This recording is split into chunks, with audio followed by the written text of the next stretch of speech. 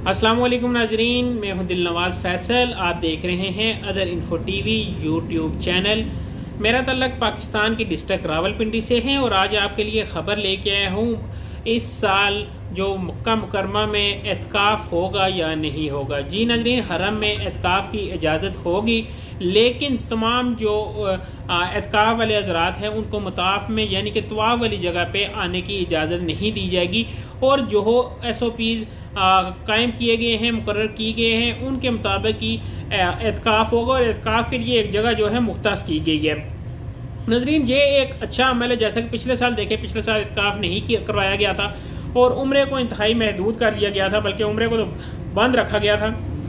इस साल इसको एतकाफ़ की भी इजाज़त मिल गई है। उम्रे के भी ज़्यादा तादाद में होने के चांस है और आज के भी ज़्यादा तादाद के होने के चांस है। इंशाल्लाह अगर मेरे अल्लाह ने चाहा तो अगले साल से हज रूटीन के मुताबिक और उम्रा भी रूटीन के मुताबिक शुरू हो जाएगा।